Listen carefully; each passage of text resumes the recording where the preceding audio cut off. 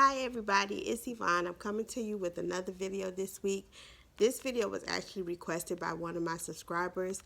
They wanted to see how I set up the beginning of my budget planner. And this is the Michael's Recollections Spiral Planner, Budget Planner. It says spend consciously, save thoughtfully. At the beginning you have some pages that you can utilize as resources that to refer back to throughout your planner, and there are some confusion as to how to set it up, what they're used for, and things like that. So I'm going to go through those pages with you today. I'm not going to go through the rest of the planner. I already have a video for that, so if you would like to see how I set up my planner as a whole, or if you'd like to see a walkthrough of the budget planner, there is a video. I do have a video that you can watch for that.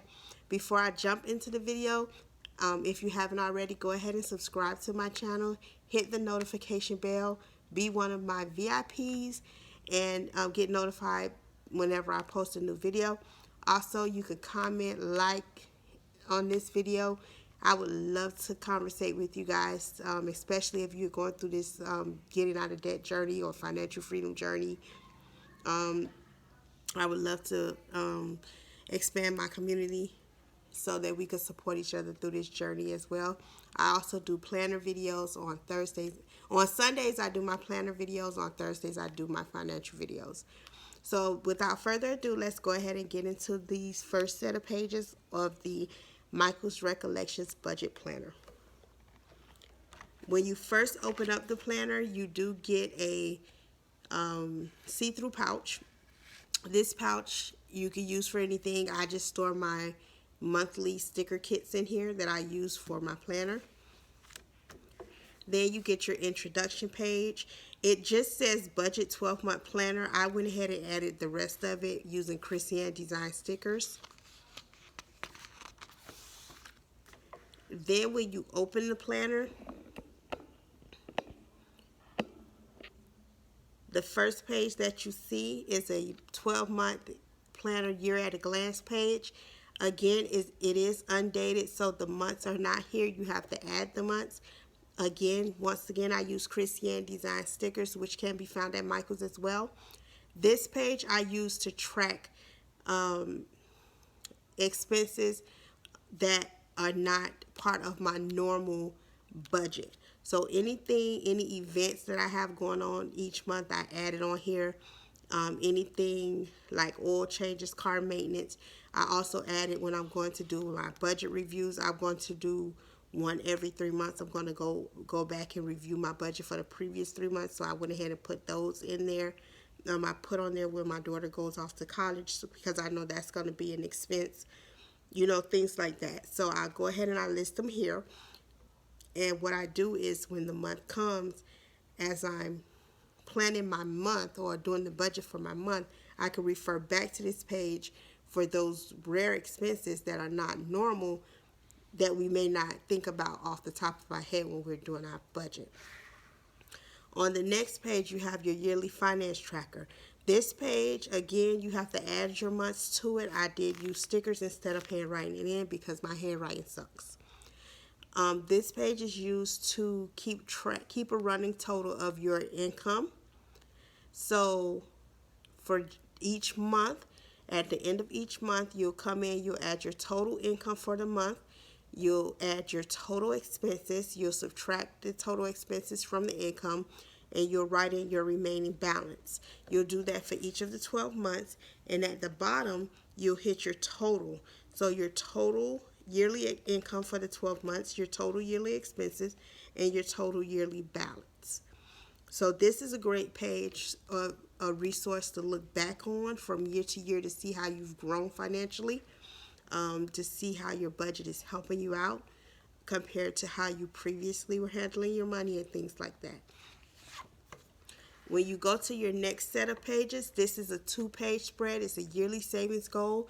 You have 8 spots to put in your goals.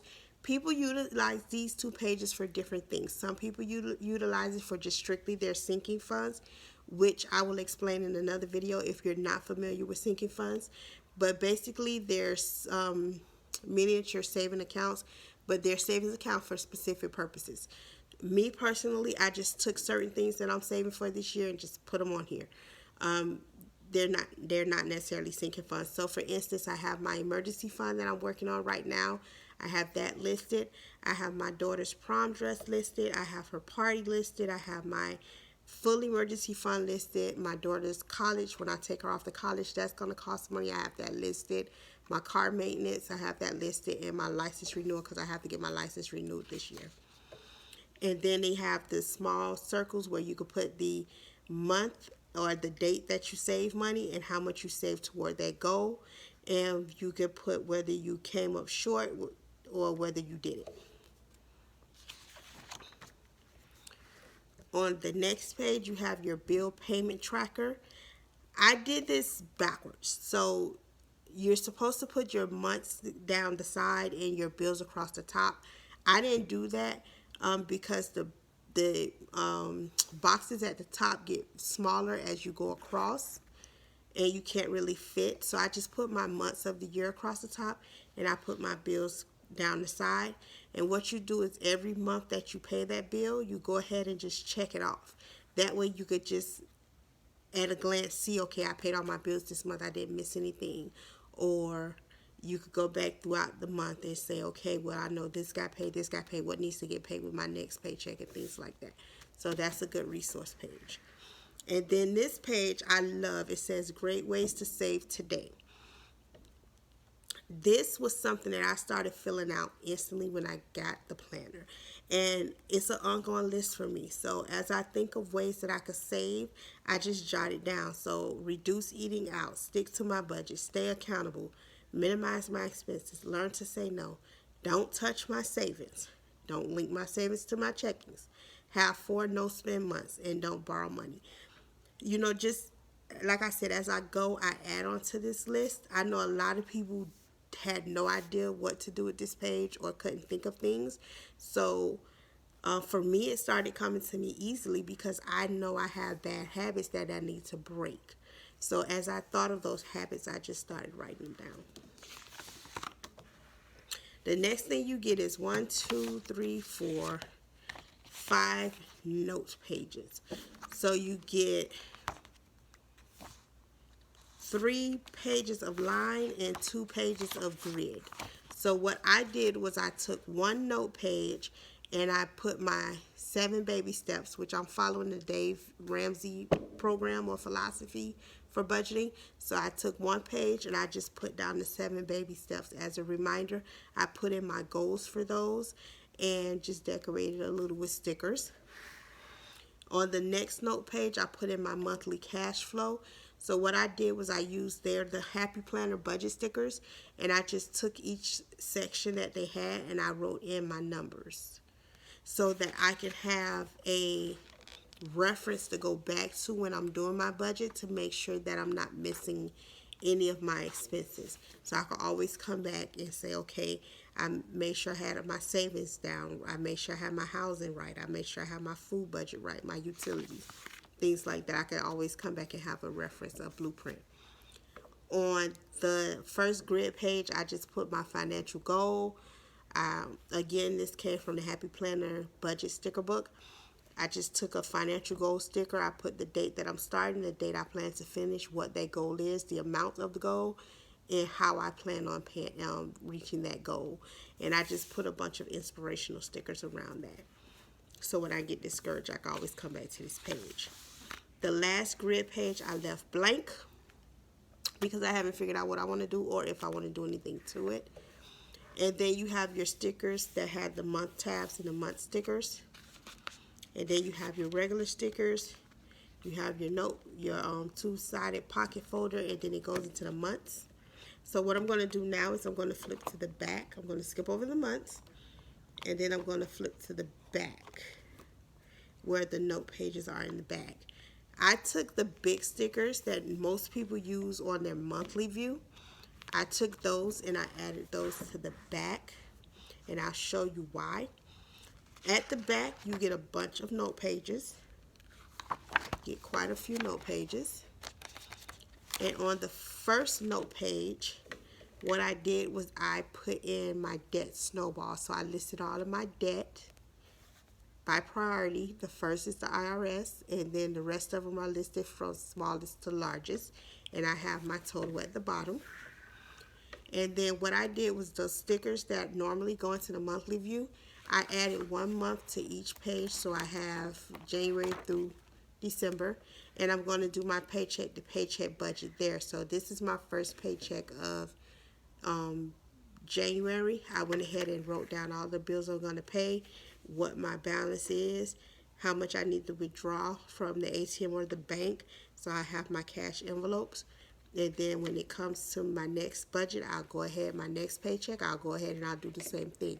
That way I have something written down. I also have what debt I'm going to be working on that month. I have it there. There's a video that I posted, the 7 baby steps. You can look at that video. I posted the 7 baby steps, what they are and how I'm working them, because my situation is a little different.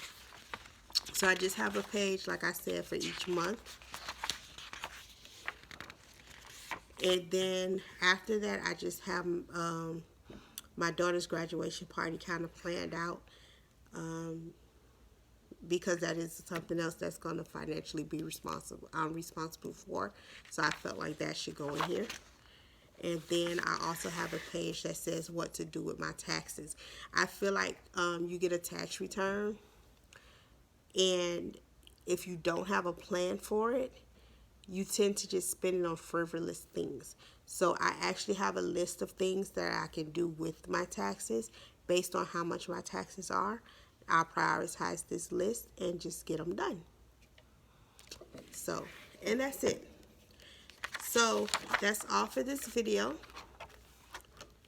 If you have any questions about any of the content, if there's anything that you would like for me to go over in my videos, make a video on, just go ahead and leave a comment below, a question below. Thank you so much again for joining me on this journey and for taking the time to watch this video, and you guys stay blessed.